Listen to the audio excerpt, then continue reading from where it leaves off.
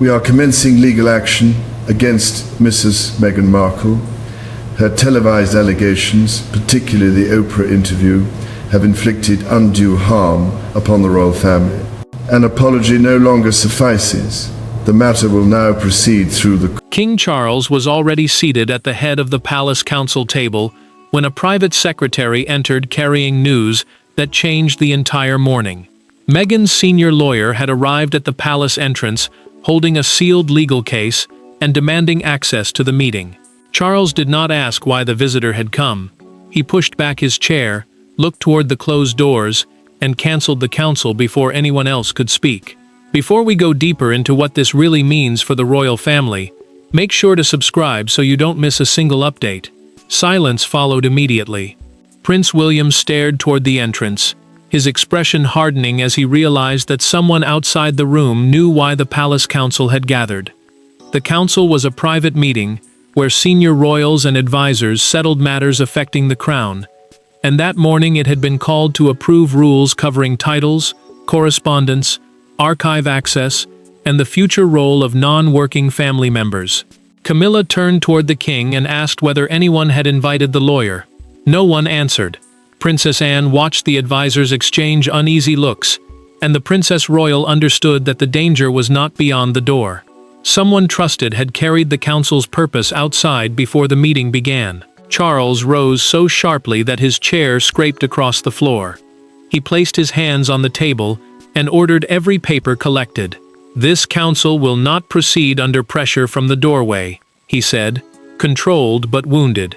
William saw strategy in the timing and believed the arrival was meant to force the crown into retreat. The monarch felt something personal. Harry's household had reached the palace through a lawyer instead of through him, and that truth struck deeper than the interruption. The sealed legal case contained no routine message. It held a formal preservation notice, a written demand requiring the palace to protect records involving Meghan and Prince Harry from destruction, alteration, or concealment. The Queen read the lines without speaking, while Anne watched the king. Then Charles noticed a handwritten reference number on the case.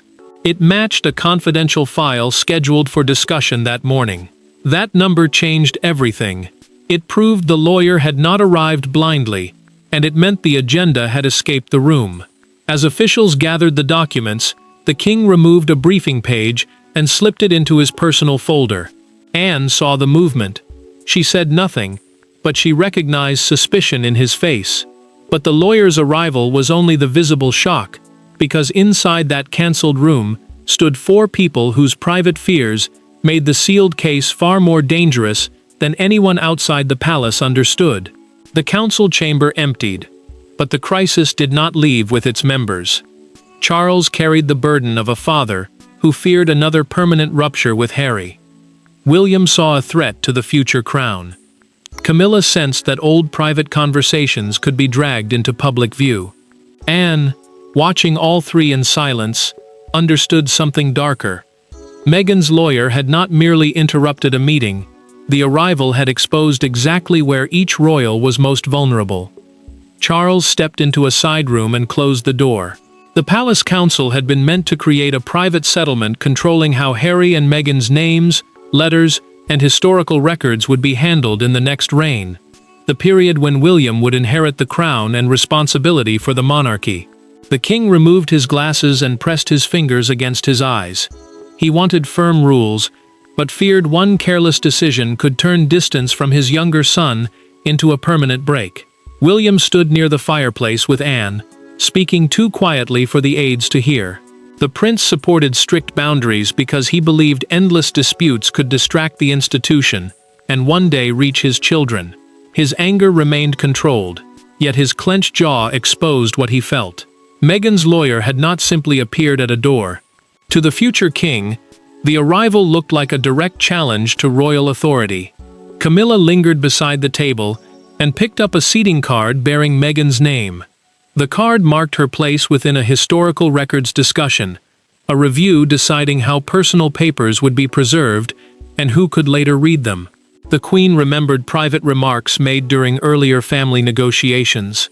Those words could wound Charles, provoke William, and pull her back into arguments she believed had ended. She turned the card face down before the king returned. Anne urged Charles to reconvene the meeting before fear took control. He refused. Any decision made while a legal demand waited outside would look defensive, perhaps guilty. William then revealed that the cancelled agenda contained a proposal permanently blocking outside lawyers from receiving advance notice of internal royal discussions. Anne answered with something colder. Only 6 people had seen the complete agenda. Charles looked from his sister to his son and understood the danger had moved inside his household. He ordered Anne to trace the leak quietly. William warned that the search would not end with a careless aid. It would lead toward the confrontation the family had avoided for years. To understand why one lawyer at one doorway could fracture the palace so quickly, the royal family had to return to the private ceremony that first transformed suspicion into open conflict. Months before the cancelled council, a quiet ceremony at Windsor Castle had created the wound now reopening inside the palace.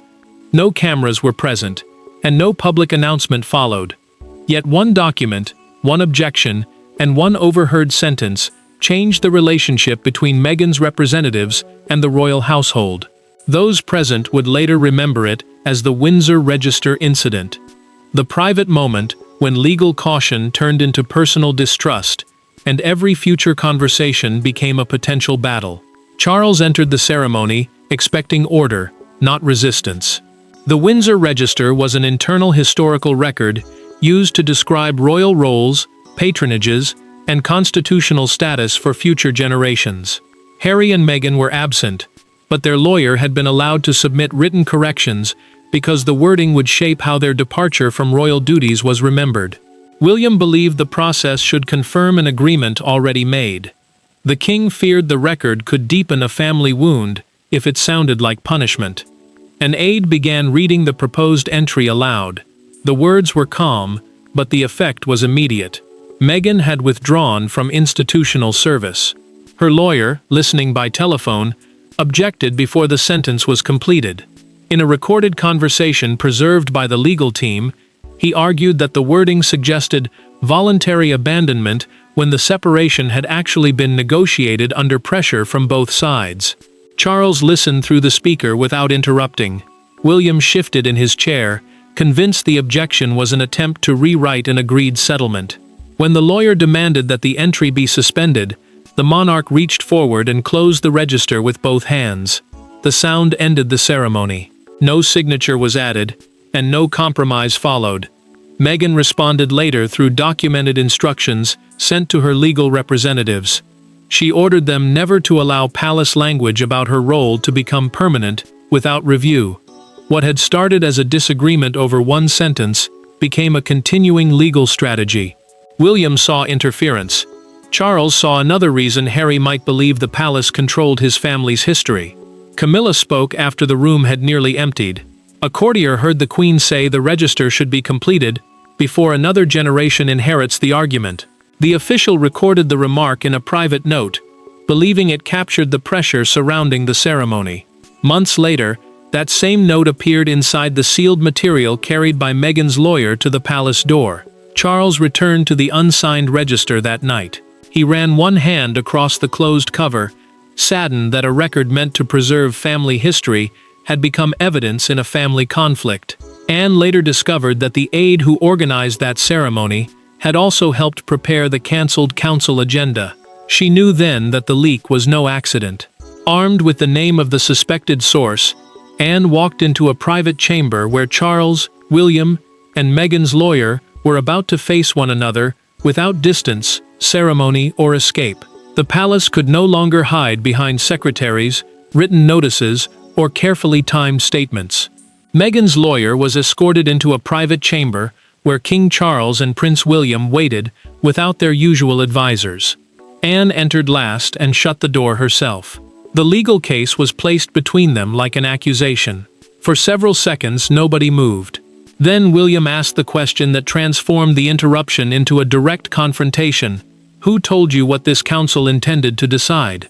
Charles had authorized the meeting because refusing a lawful request about preserved records could make the palace appear frightened or dishonest.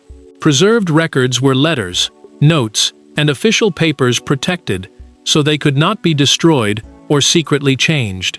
Meghan had not ordered a public attack, the representative explained. Through documented legal instructions, she had demanded notice before permanent decisions were made about her place in royal history. William leaned across the table and repeated his question. The lawyer opened the sealed case, removed one page, and slid it toward the king. Charles recognized the internal briefing immediately. His private office had prepared it for his eyes, yet handwritten comments appeared along the edge. Irritation vanished from his face. Betrayal replaced it. William accused the legal team of using Harry's connection to pressure the sovereign. The sovereign was the reigning monarch, the person carrying final constitutional authority within the royal household. The lawyer refused to retreat. He answered that months of palace silence had made legal intervention unavoidable, and that Meghan would not permit others to define her history without challenge. Anne remained composed until another copied page appeared. Her own handwritten annotation stood beneath a proposal concerning Sussex correspondence. The council had planned to classify certain letters as historically relevant, but institutionally restricted, meaning the papers would be preserved, but Harry, Meghan, and their children could face limits when seeking access. The Princess Royal closed the case firmly. Someone had taken her private recommendation beyond the palace. The lawyer then revealed through a dated written account that the material had arrived anonymously 48 hours earlier. A message accompanied it. The council has already decided the ending. Charles declared that nothing had been finalized and ordered the papers left behind for examination. The representative refused. Once received as protected legal correspondence, he explained, the documents could not simply be surrendered to those suspected of leaking them. Charles moved toward the door, but the lawyer stopped him with one final warning. Another complete copy had already been sent outside Britain. Containment was no longer possible. The confrontation had exposed the document, but not the hand behind it, and the search for that hand would reveal who truly possessed power inside the king's palace. Royal authority is often imagined as a crown, a signature, or a command delivered across a polished table. Yet the crisis now surrounding Charles had begun somewhere far less dramatic. Inside the office that copied agendas, logged sealed files, and decided which document reached which hand. As Anne followed the paper trail, she discovered that control inside the monarchy did not always belong to the loudest person in the room. Sometimes, it belonged to whoever controlled the folders. Anne entered the records office without warning, and found Sir Jonathan Vail alone behind his desk. The senior records secretary was the official responsible for handling the Palace Council's most sensitive papers before they reached the royal family. Vail controlled distribution codes, the numbered markings showing who could receive each page, as well as archive classifications, and the destruction schedule for unwanted duplicate copies. Charles had trusted him through years of family tension.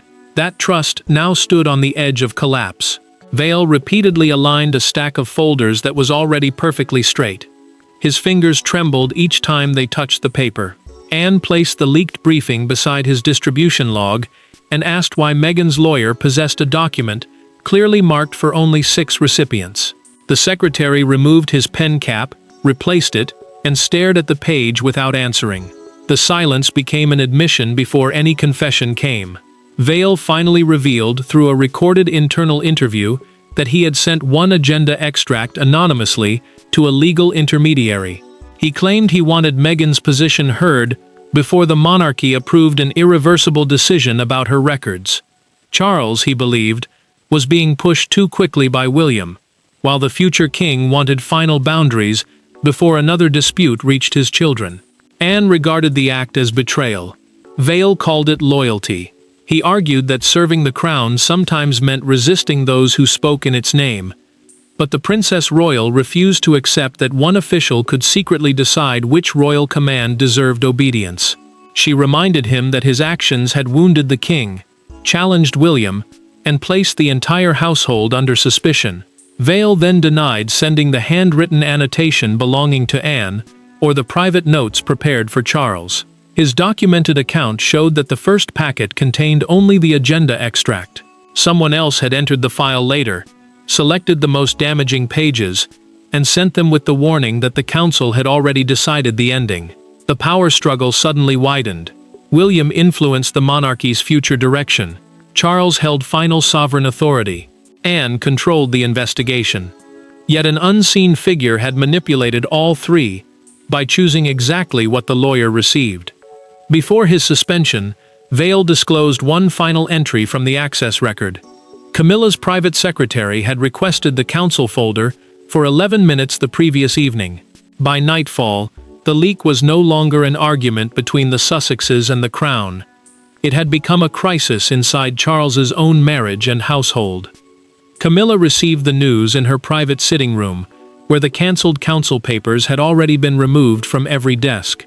Charles entered without an aide and closed the door behind him. He did not accuse her, but the absence of an accusation made the moment more painful. He placed the access log on the table and pointed to the entry naming her private secretary. The Queen read it twice, before whispering, "You believe this came through me." Camilla's office had requested temporary access because the council agenda mentioned remarks she made after the Windsor Register incident. That earlier dispute had begun when the palace tried to record Meghan's departure in language her lawyers rejected. Her secretary now claimed the folder had been requested only so the Queen could prepare for questions affecting her reputation and her already fragile relationship with William. 11 minutes of access, however, had become enough to place years of trust under suspicion. Camilla sat without moving. Charles watched the hurt settle across her face, yet the king could not offer the comfort she expected. She removed her wedding ring, rolled it once between her fingers, and placed it beside the paper. Then she asked whether he was questioning her as a husband or examining her as monarch. Charles struggled before answering. He trusted the woman beside him, but constitutional duty meant he could not block an investigation merely to protect his marriage. The monarch admitted that shielding her office would weaken his authority and make every later decision appear compromised. Camilla understood the argument. She still felt abandoned by it. William had already urged his father in a private recorded conversation to suspend the Queen's secretary immediately. The prince believed delay would look like favoritism, while Charles feared the suspension would convince the public that Camilla herself had helped release the documents. Their disagreement placed the king between his wife's dignity and his heir's demand for control. The secretary finally confessed, during a documented internal interview, that she had copied one page from the folder. She insisted the copy was meant only for Camilla, allowing her to prepare a personal response before the council. Digital records then revealed something worse. The page had later been scanned from a device in a shared corridor used by both the king's and queen's offices. Someone else had taken the final step. The fallout came quickly. The palace council was postponed indefinitely. Vale remained suspended. Camilla's secretary lost all document duties, and every Sussex-related file was placed under independent seal, meaning no palace household could access it without outside approval. Charles felt the family dividing into camps. Before leaving, he asked William to meet him alone before dawn. Without advisors, documents, lawyers, or Camilla, the institution had failed to contain the conflict, leaving a father and son to decide whether the monarchy could survive only by sacrificing what remained of their family trust. Before sunrise, Charles and William met in a small private room with no red boxes, no secretaries, and no council table separating them. The king had removed the symbols of office from the conversation, but not the weight they carried. William expected a strategy meeting. Instead, his father spoke first about Harry. He admitted that every legal notice felt like another door closing between his sons, and that he was no longer willing to protect the monarchy by pretending the pain did not exist. Charles believed the cancelled framework had been built too narrowly around control, restrictions, and future access. The framework was the proposed set of rules deciding how Sussex letters, records, and historical references would be handled by the palace. He now feared it had treated a family conflict like an administrative problem. William disagreed. The prince argued that repeated private concessions had encouraged new challenges and left officials uncertain about where firm boundaries truly stood. Charles poured tea for both of them himself. His hand shook slightly as he lifted the pot, and William steadied it without speaking. For one brief moment, the titles disappeared. They were simply a father and son carrying the damage left by another son who was not in the room. The king confessed that he feared losing Harry permanently. William answered with equal honesty. He feared inheriting a monarchy paralyzed by disputes that no one had ever finished. The future king did not want his children facing the same cycle of private anger, legal warnings, and public humiliation. Charles refused to place all the blame on Meghan. He admitted that palace secrecy had allowed suspicion to grow until legal action seemed like the only language left. William resisted at first, then accepted that the old plan could not survive. Together, they agreed to replace it with a historical records charter, a clear written system explaining what documents would be preserved, who could review them, and why access might be limited. An independent archivist would supervise the process, so no royal household controlled it alone. William then revealed through corridor access records that the second sender had been identified. A junior advisor had added the private notes, hoping the leak would force Charles to erase every Sussex reference before the next reign. Charles wrote the advisor's name on a blank sheet, folded it once, and handed it to Anne. He ordered immediate dismissal and a private explanation to every affected household. He also directed that Harry and Meghan receive written notice of every preserved record and every future review.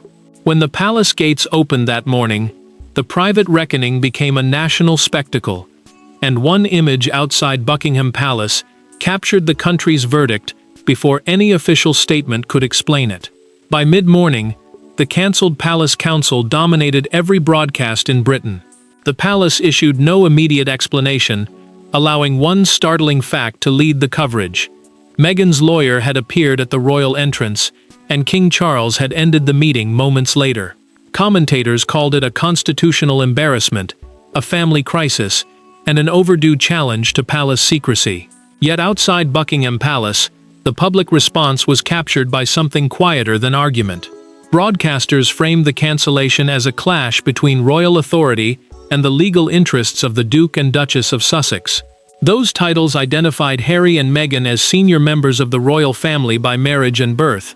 Even though they no longer worked for the institution, palace staff received strict instructions not to brief against either couple, Camilla or William, while the new records charter was being completed.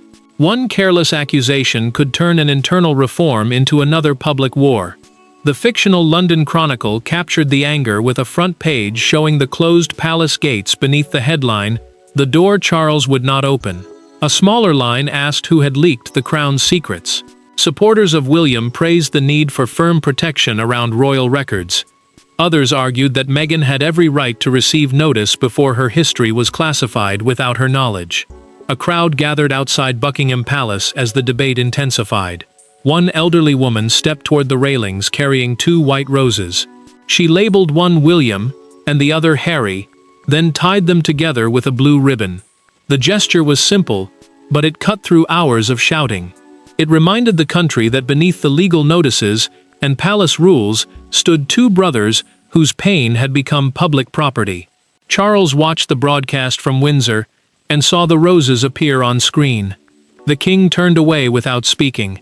He had spent years trying to protect the monarchy from family division, yet the image showed how deeply that division had already entered the national story. Anne moved quickly inside the palace. She personally informed suspended staff through documented private meetings that investigators had identified the second leaker, clearing Camilla's secretary of external disclosure. Vale resigned, the junior advisor was dismissed, and the original council proposal was abandoned. The palace then announced that no Sussex records would be destroyed, altered, or permanently restricted without written reasons and independent review. The charter would place those decisions beyond the control of any single royal household. That evening, Charles prepared one final statement. He would not defend the cancellation. He would explain why stopping the meeting had become necessary. The crisis had begun with a lawyer waiting outside a closed door, but it would end only when the king admitted what that door had come to represent. King Charles did not return to the council chamber to finish the meeting he had abandoned. Instead, He stood before the same table and delivered a final decision to the family members and officials whose trust had been tested. The cancellation, he declared, would remain permanent. The proposed restrictions would never be revived in their original form. What had first appeared to be a retreat was now revealed as a refusal to let secrecy, fear, and private resentment become royal policy. Charles formally dissolved the cancelled agenda and replaced it with the Independent Historical Records Charter created during his private reconciliation with William. The charter was a clear written system guaranteeing that royal letters and official papers would be preserved while allowing affected family members to receive notice, provide context, and challenge restrictions through an independent review. The king understood why this mattered. Without such safeguards, one household could shape history, while another remained powerless to answer. Charles placed the unsigned Windsor Register beside the abandoned council papers.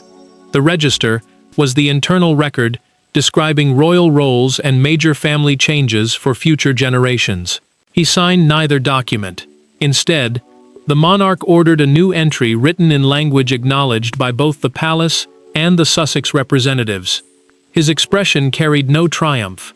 He looked exhausted, yet settled, accepting that protecting the crown sometimes meant admitting its own machinery had become unfair. William publicly supported the charter through a recorded palace statement. The prince declared that firm boundaries could exist without erasing family members from the historical record. His decision proved that future authority did not require silence or revenge. It required rules strong enough to survive personal anger. Camilla stood beside Charles after being cleared of involvement in the external leak. The Queen returned her wedding ring to her hand as he apologized for allowing suspicion to enter their marriage before the evidence was complete. She accepted his words quietly, knowing the wound would take longer to heal than the investigation. The final truth changed the meaning of everything. Meghan's lawyer had not arrived to force the king into submission. His appearance exposed a palace leak, prevented a flawed policy from becoming permanent, and forced the monarchy to confront how secrecy had deepened its family divisions. The responsible advisor was removed, damaged offices were restructured, and Harry and Meghan received written confirmation of the new process. Charles's cancellation was not a collapse of royal control. It was restraint, the decision to stop before fear became policy, and private pain became official history. The monarchy emerged bruised but clearer, finally understanding the difference between protecting itself and protecting its silence. And so the council Charles cancelled was remembered not as the meeting Meghan's lawyer destroyed, but as the meeting the king had the courage to stop before the monarchy made a mistake it could never undo. Thanks for watching. Please don't forget to like and subscribe, and we will see you in next one.